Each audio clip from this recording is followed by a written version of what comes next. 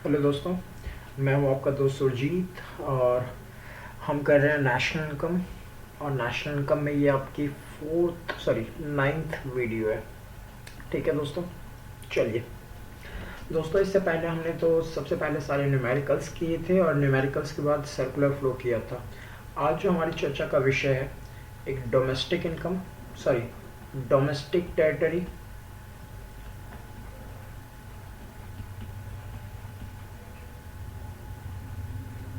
और एक तो दोस्तों हम डोमेस्टिक टेरिटरी डिस्कस करेंगे और एक रेजिडेंशियल स्टेटस डिस्कस करेंगे। रेजिडेंशियल स्टेटस पहले जान लेते हैं दोस्तों, आखिर इन टॉपिक का रिलेवेंट क्या है हमारे पास। इन टॉपिक का रिलेवेंट क्या है, मतलब डोमेस्टिक टेरिटरी और रेजिडेंशियल स्टेटस क्यों इम्पोर्टेंट है हमारे लिए। दोस्तों बहुत सिंपल सी बात है, आपको जब मैंने न्यूमेरिकल्स करवाया था तब स्पेसिफाई किया था कि एक तो हमारे पास डोमेस्टिक इनकम होता है और एक हमारे पास नेशनल इनकम होता है। ठीक है दोस्तों मैंने आपको बताया था कि जब डोमेस्टिक इनकम की बात की जाती है तो केवल प्लेस मैटर करता है। क्या मैटर करता है दोस्तों? प्लेस मैटर करता है। ठीक। और जब नेशनल इनकम की बात की जाती है तो पर्सन मैटर करता है। ठीक, ये मैं आपको बता चुका था। तो कौन से प्लेस की इनकम, मतलब किस प्लेस पे जनरेटेड इनकम डोमेस्टिक इनकम कहलाएगी? तो इसके लिए दोस्तों सिंपल सा लॉजिक है कि डोमेस्टिक टेरिटरी में जो भी इनकम जनरेट होगी वो हमारी डोमेस्टिक इनकम है। और जो हमारा रेजिडेंट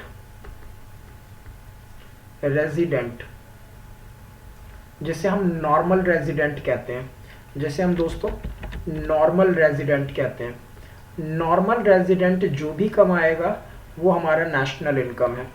ठीक है दोस्तों, ठीक। तो इसलिए हमारे पास डोमेस्टिक टेरिटरी और रेजिडेंशियल स्टेटस को जानना बहुत ज़रूरी है, तभी हम सही डोमेस्टिक इनकम और नेशनल इनकम को एस्टिमेट कर सकते हैं। दोस्तों डोमेस्टिक टेरिटरी क्या है?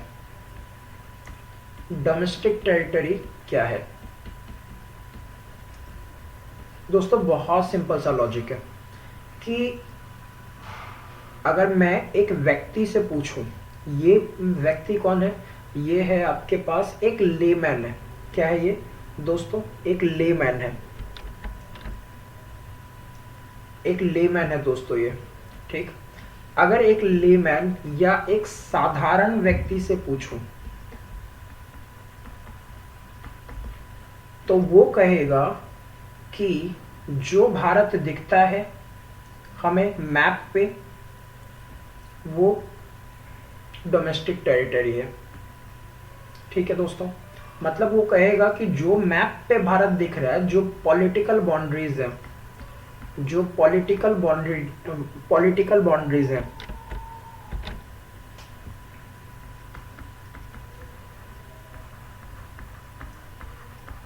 ये हमारे पास मतलब ये भारत है, ये डोमेस्टिक टेरिटरी है।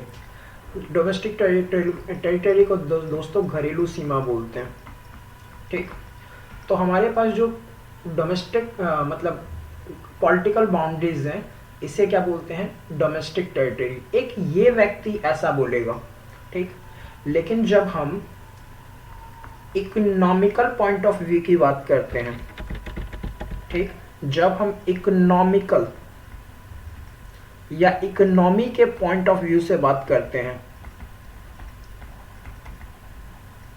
ठीक है, ये भी हमारा डोमेस्टिक टेरिटरी में आता है, लेकिन इससे कहीं ज़्यादा वास्ट मीनिंग है दोस्तों। इसके अलावा जो वाटर बाउंड्रीज हैं वो भी भारत कहलाता है।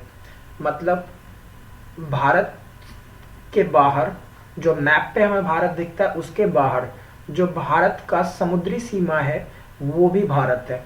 ठीक दोस्तों, इसके अलावा हमारे भारत में बहुत सारे ऐसे व्यक्ति हैं जो नाव चलाते हैं, जिसे शिप बोलते हैं, शिप्स, ठीक। और कई तो एयरक्राफ्ट भी चलाते हैं, ठीक। तो एयरक्राफ्ट, ठीक। तो ये क्या करते हैं, दूसरे देश में जाते हैं और फिर वहां से पैसेंजर लेके जाते हैं और पैसेंजर लेके वापस आ जाते हैं, गुड्स लेके जाते हैं, गुड्स लेके वापस आ जाते हैं। तो ये जो शिप्स और एयरक्राफ्ट है, ये भी भारत है, ये भी डोमेस्टिक टेरिटरी है, ठीक है दोस्तों। ध्यान ये रखिएगा कि ये own and operate by resident होना चाहिए, ठीक है दोस्तों। इस पॉइंट को मैं आपको समझाऊंगा। तो मतलब ऑन और ऑपरेट बाय अगर रेजिडेंट है तो शिप्स एंड एयरक्राफ्ट आएंगे। इसका मतलब क्या है दोस्तों, एक बार समझ लेते हैं। दोस्तों सिंपल सा लॉजिक है। हमारे भारत में, मेरी ड्राइंग बहुत बेकार है तो जस्ट मतलब इग्नोर कीजिएगा जस्ट ड्राइंग को, ठीक। तो जो भारत है कुछ ऐसा है नुकीला सा, पता नहीं क्या है, खैर। तो हमारे बहुत सारे ऐसे व्यक्ति हैं, बहुत सारे ऐसे व्यक्ति जो जिनके पास शिप्स हैं, एयरक्राफ्ट है, और वो own by resident of India, मतलब उसके मालिक कौन है, उसके मालिक है रेजिडेंट ऑफ इंडिया। वो बाहर जाते हैं और वहां से आते हैं, पैसेंजर लेके जाते हैं, पैसेंजर लेके आते हैं। तो ये शिप्स और एयरक्राफ्ट जो है वो तो हमारा रेजिडेंट है। इसी तरह बाहर के भी तो आते होंगे, ठीक है। बाहर के भी व्यक्ति जो हैं वो शिप्स लेके आते होंगे या फिर एयरक्राफ्ट लेके आते होंगे, लेकिन वो वापस चले जाते हैं, वो वहां के रेजिडेंट है। बात समझ में आता है। जो बाहर वाले शिप्स हैं, अगर ये शिप्स ऑन बाय रेजिडेंट है तो आएगा। अगर ऑन बाय नॉन रेजिडेंट है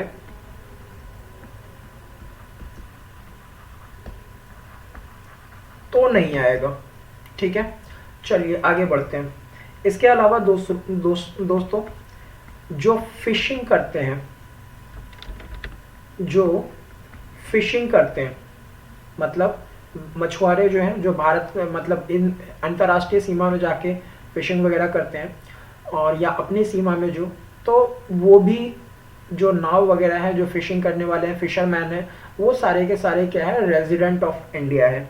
इसके अलावा दोस्तों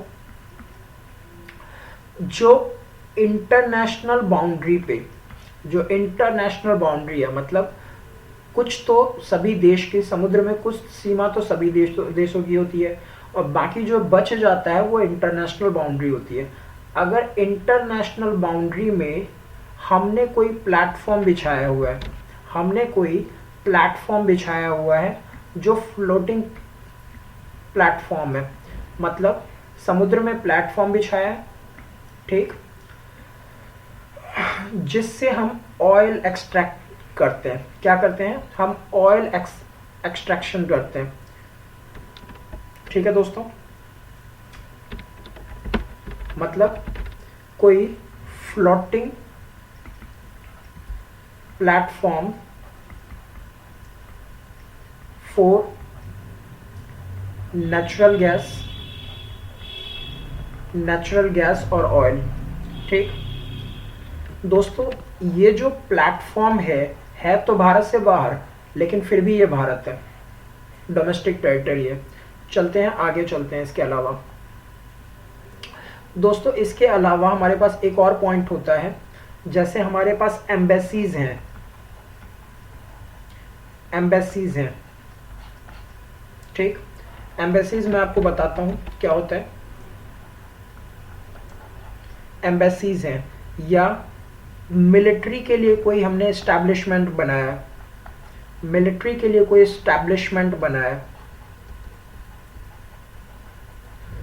ठीक, तो वो भी भारत है। अब इन दोनों टाइप में ये पॉइंट समझ में आ गया होगा आपको, ये समझ में आ गया होगा, ये आ गया होगा, ये आ गया होगा, और ये आ गया होगा। लास्ट पढ़ते हैं एम्बेसीज और मिलिट्री एस्टैब्लिशमेंट। दोस्तों बहुत सिंपल सी बात है, ये हमारा भारत है, ठीक।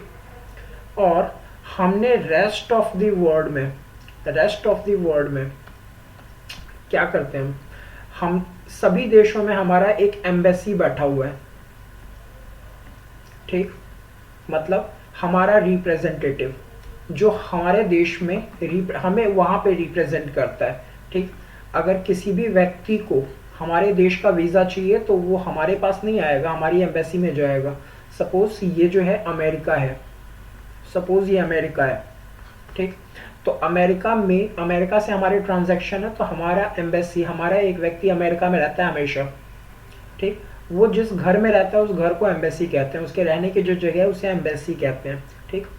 तो वो जो अमेरिका में जगह है वो भी डोमेस्टिक टेरिटरी का हिस्सा है, ठीक। इसके अलावा दोस्तों कई हमारे मतलब अभी आपने न्यूज़ में सुना होगा कि हमारे रशिया के साथ सैन्य अभ्यास हुए, अमेरिका के साथ सैन्य अभ्यास हुए। तो ऐसी जगहों पे, या फिर आप ये कह लीजिए कि मतलब जिस देश से हमारे सैनिक सपोर्ट होते हैं, मतलब सैनिकों उनकी ट्रेनिंग होती है आपस में, या फिर ऐसा कोई स्पेस जहाँ पे हमारे मिलिट्री रहते हों, ठीक है, जो भारत से बाहर है, तो ये मिलिट्री इस्टेब्लिशमेंट कहलाता है। दोस्तों ये मिलिट्री इस्टेब्लिशमेंट भी भारत का हिस्सा है, ठीक। तो दोस्तों आपने देखा कि हमारे जो डोमेस्टिक टेरिटरी में है, मतलब जो पॉलिटिकल बाउंड्रीज से ज़्यादा कुछ आता है, बहुत कुछ आता है। पॉलिटिकल बाउंड्रीज के अलावा वाटर बाउंड्रीज आती है, शिप्स, एयरक्राफ्ट आती है जो कि किसी रेजिडेंट के द्वारा ऑन हो। उसके बाद फिशिंग के लिए जो फिशरमैन्स हैं जो हमारी सीमा से बाहर चले आते हैं वो भी भारत हैं।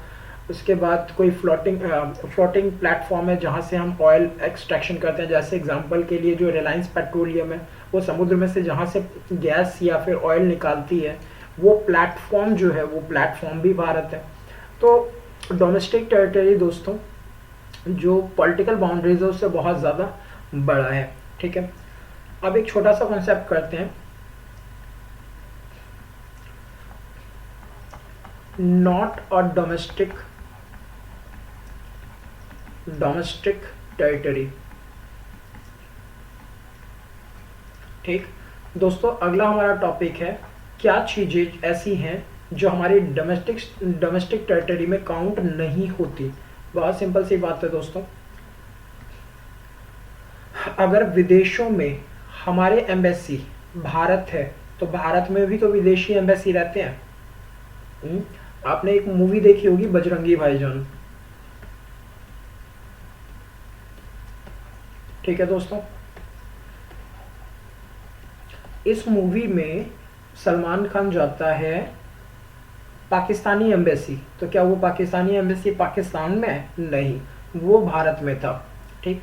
तो ये जो पाकिस्तानी एम्बेसी है दोस्तों, ये हमारा नहीं पाकिस्तान का हिस्सा होगा, ठीक, यानी पाकिस्तान का रेजिडेंट होगा, तो ये डोमेस्टिक टेरिटरी में नहीं आएगा। इसके अलावा दोस्तों इंटरनेशनल ऑर्गेनाइजेशन जो होती है, इंटरनेशनल ऑर्गेनाइजेशन,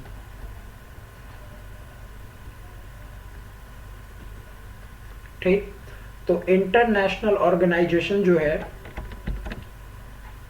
ठीक, जैसे WHO, WTO, UNO, जो पूरे वर्ल्ड में किसी एक देश का नहीं है, जो सभी देशों को रिप्रेजेंट करता है, तो ये भी दोस्तों हमारी डोमेस्टिक टेरिटरी। अगर सपोज UN का एक ऑफिस है यहाँ पे, तो ये ऑफिस भी भारत का हिस्सा नहीं है, ये किसी भी देश का हिस्सा नहीं होगा, ठीक है दोस्तों। इसके अलावा क्या था, एम्बेसीज, एक हमारे पास था वर्ड एम्बेसी,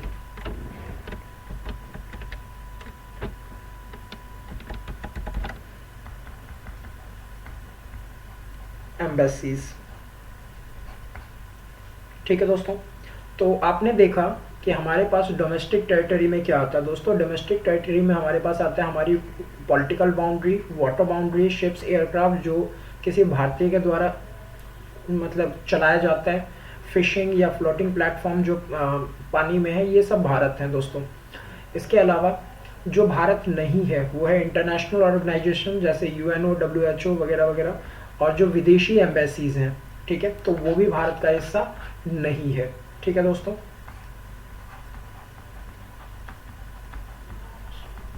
ठीक, चलिए आगे बढ़ते हैं। होप सो आपको ये कॉन्सेप्ट समझ में आ गया होगा। दोस्तों अब हमारे पास एक कॉन्सेप्ट है कि रेजिडेंट ऑफ इंडिया कौन है। रेजिडेंट दो हो सकता है, एक नॉर्मल रेजिडेंट हो सकता है और नॉन रेजिडेंट हो सकता है। ठीक है दोस्तों, ठीक।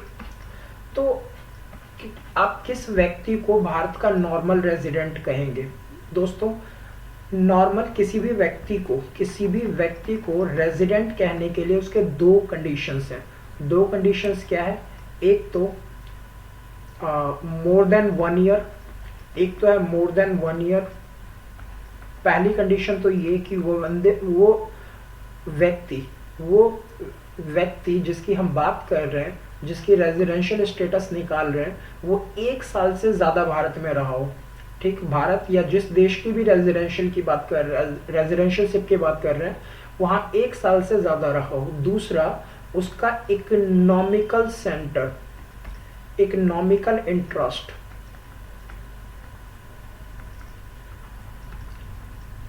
lies with that country,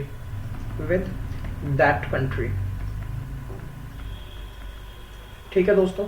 अगर ये दो कंडीशन सेटिस्फाई है तो वो रेजिडेंट कहलाएगा, दोनों नहीं सेटिस्फाई है तो वो रेजिडेंट नहीं कहलाएगा। बहुत सिंपल सी बात है कि एक व्यक्ति, हम कैसे डिसाइड करेंगे कि उसका इकोनॉमिकल इंटरेस्ट कहाँ लाई करता है? ठीक दोस्तों, इकोनॉमिकल इंटरेस्ट हमारा उस देश में लाई करेगा जहां most of the economical activity किया जाता है, इकोनॉमिकल एक्टिविटी किया जाता है। इसका क्या मतलब है दोस्तों? इकोनॉमिकल एक्टिविटी हमारी मेनली क्या होती है पता है? एक होता है इनकम, ठीक, कंजम्पशन और सेविंग। मैं इसे एक और सेविंग और इन्वेस्टमेंट। ठीक है दोस्तों, तो जहां पे हम इनकम जनरेट कर रहे हैं, कंजम्पशन कर रहे हैं और सेविंग इन्वेस्टमेंट, यहाँ इनमें से जहां पे मोस्ट ऑफ द एक्टिविटीज हो रही है, हमारे इकोनॉमिकल इंटरेस्ट वहां लाई करता है। ठीक है दोस्तों, हमारा इकोनॉमिकल इंटरेस्ट वहां लाई करेगा जहां पे इनमें से मोस्ट ऑफ द एक्टिविटीज होती है। ठीक है दोस्तों, बहुत सिंपल सा लॉजिक है। देखते हैं, एक व्यक्ति है जो बांग्लादेश में रहता है। ठीक है दोस्तों, वो क्या है कि बांग्लादेश में रहता है, डेली सुबह सुबह भारत आता है, इनकम जनरेट करता है, वापस चला जाता है, कंजम्पशन यहाँ हुई, सेविंग वो यहाँ करता है, खाली इनकम यहाँ जनरेट हुई है। ठीक है दोस्तों, इसकी दोनों में से एक भी कंडीशन सेटिस्फाई नहीं हो रही, ना तो वो 1 साल से भारत में रहा और ना ही उसका इकोनॉमिकल इंटरेस्ट भारत में लाई करता है, क्योंकि मोस्ट ऑफ द एक्टिविटी वो कहाँ करता है? बांग्लादेश में। तो ये क्या कहलाएगा? Non resident. ठीक है दोस्तों, ठीक। इसके अलावा एक और बात करते हैं। एक व्यक्ति है जो भारत से अमेरिका गया, एक व्यक्ति भारत से अमेरिका चला गया, ठीक, और अमेरिका में वो इनकम जनरेट करता है, यहाँ पे कंजम्पशन करता है और यहीं पे वो सेविंग भी करता है। ठीक, और उसे यहाँ से गए हुए 1.5 साल हो चुके हैं। ठीक दोस्तों, वो मोस्ट ऑफ द एक्टिविटी वो कहाँ कर रहा है? वो most of the activity America में करता है। वहाँ रह कितने साल से रहा? 1.5 साल से। तो वो वहाँ का रेजिडेंट कहलाएगा, हमारे पास का वो नॉन रेजिडेंट कहलाएगा। ठीक है दोस्तों, एक छोटी सी बात है कि ये व्यक्ति जो 1.5 साल पहले भारत गया है, वो सिटीजन ऑफ इंडिया ही रहेगा, सिटीजन ऑफ इंडिया है, लेकिन सिटीजन ऑफ इंडिया, लेकिन वो रेजिडेंट ऑफ अमेरिका कहलाएगा। ध्यान रखिएगा कि resident and citizenship are two residential ship और citizenship are two different। ठीक है दोस्तों, दोनों ही डिफरेंट कॉन्सेप्ट है, इस बात को ध्यान रखिएगा। तो दोस्तों आपने देखा कि हाँ, डोमेस्टिक टेरिटरी में क्या क्या चीज़ें आती हैं और रेजिडेंट ऑफ इंडिया किसे कहा जाता है। अब कुछ बेसिक एग्जांपल की बात कर लेते हैं, देखते हैं। इंडियन कंपनी इन लंदन, ठीक, तो ये क्या है, इंडियन कंपनी इन लंदन। ध्यान रखिएगा, Indian company always is resident of India, resident of India, इस बात को हमेशा ध्यान रखिएगा। और इंडियन कंपनी हमेशा ही भारत का डोमेस्टिक टेरिटरी भी है, ठीक है दोस्तों। इसका मतलब है कि इंडियन कंपनी अगर बाहर ऑपरेट करता है और वो कोई इनकम जनरेट करता है तो वो हमारे डोमेस्टिक इनकम में भी आएगी और वो हमारी नेशनल इनकम में भी आएगी, ठीक है दोस्तों। चलिए एक और देखते हैं हम दोस्तों। एक क्वेश्चन है, Russian embassy in Russian embassy in India. दोस्तों एम्बेसी किसकी है, रशिया की है, कहाँ, इंडिया में। तो ये रशिया की डोमेस्टिक टेरिटरी कहलाएगी,